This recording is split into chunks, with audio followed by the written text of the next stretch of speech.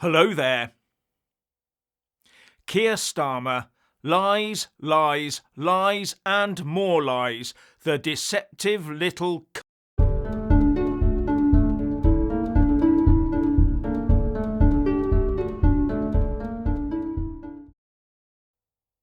Keir Starmer is talking about taking back control of our borders and cutting back on immigration. But what's really going on? The man that fought the then Labour government through the courts in 2003 to ensure all asylum claimants have access to financial and accommodation support, so putting in place a very powerful immigration magnet, now wants us to believe that he has always been wedded to border controls. Pull the other one. And if you believe otherwise, I have the most magnificent bridge in London to sell you at a bargain basement price. But politicians would have you believe that they can be trusted, don't they? It would be a lot of a drink. Yeah. Super. Yeah. Tout le monde va bien. Ok, c'est bon. Merci, merci. Merci bien.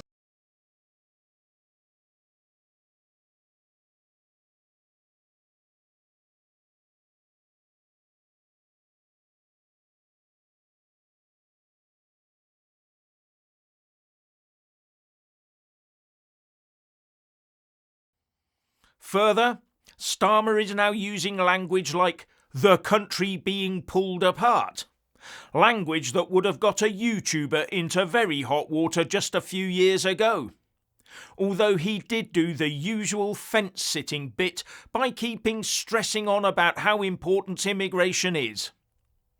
Now, how is this surprise new policy going to go down with those MPs sat on the green benches behind him, who rely on the votes of a certain demographic to sit there and get paid and expensed so handsomely?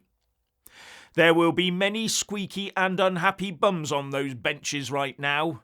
And how many of them will be left if such a policy were to be implemented?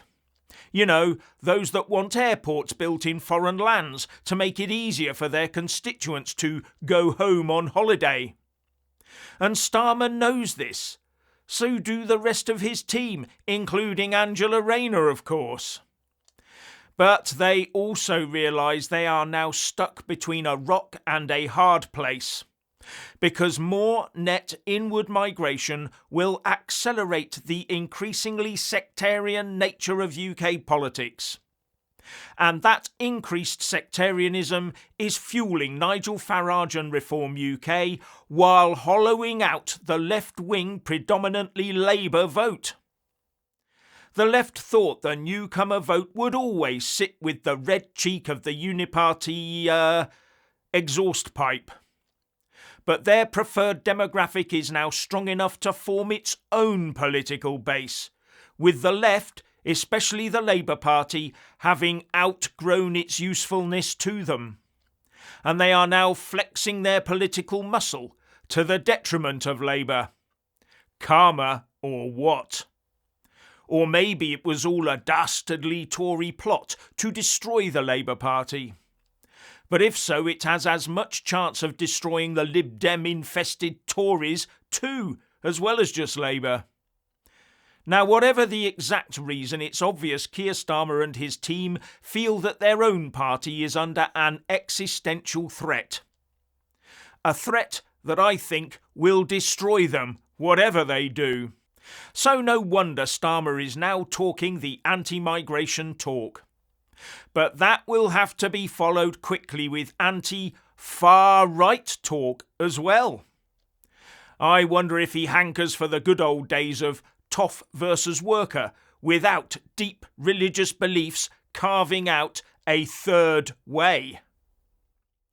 But it is still all just talk, because his policy will never work. And here's exactly why it will never work. Does going further mean disentangling ourselves from the ECHR and disapplying human rights laws in immigration cases? No, I don't think that is necessary.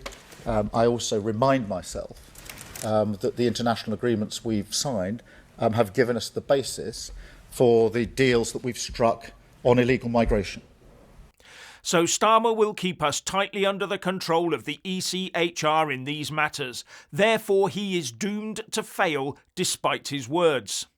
We will still see the judges in the Supreme Court ruling that the ECHR and the Human Rights Act sail on undisturbed by the mere witterings of a Prime Minister. And any legislation he passes will still be measured against those human rights laws etched into the international law edifice. And when I say his anti-migration policy is doomed, I mean doomed for us Brits.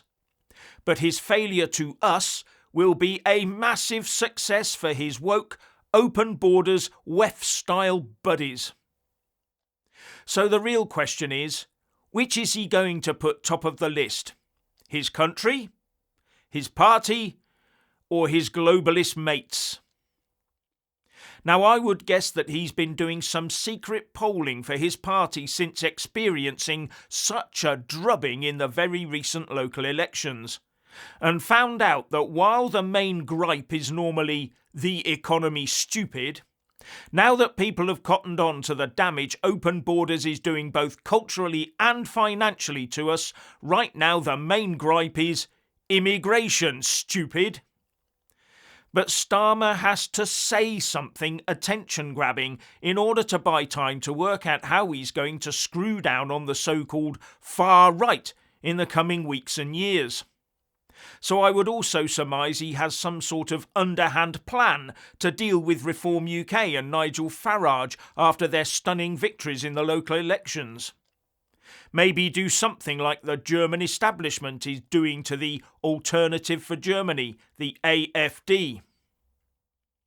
Now Starmer realises that the ordinary voter is fed up to the back teeth with being forced to accept our porous borders. They have come to the end of their tether, and Starmer is, concerned with what might happen next. So the answer seems to be to come out with what sounds like an acceptable plan.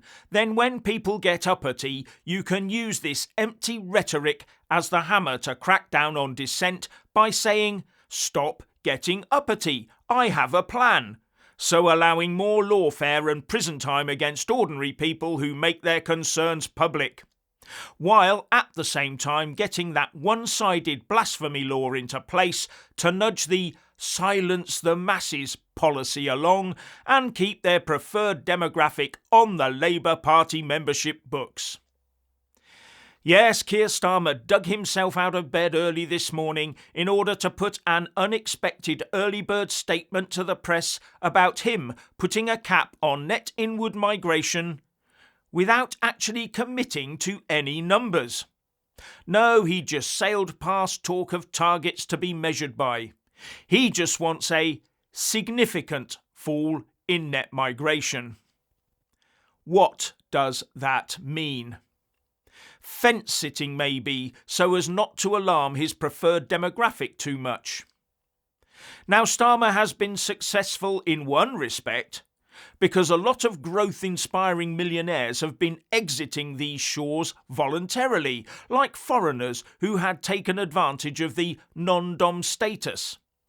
And that's something a Marxist government will always be pleased with, except they were allowed to take their money with them, of course.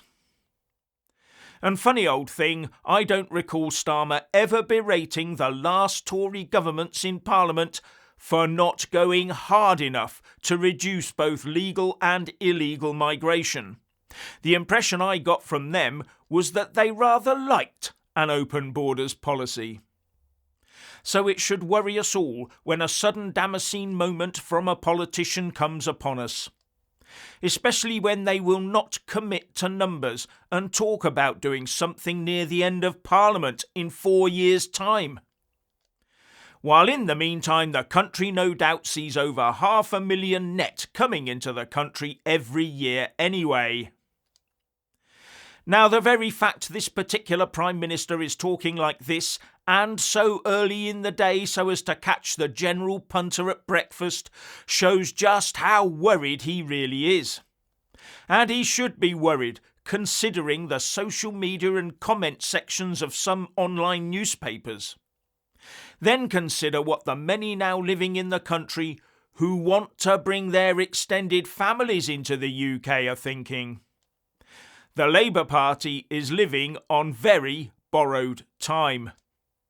Finally, please like, subscribe and comment below, and a big shout out to our Patreon supporters, and thank you for watching.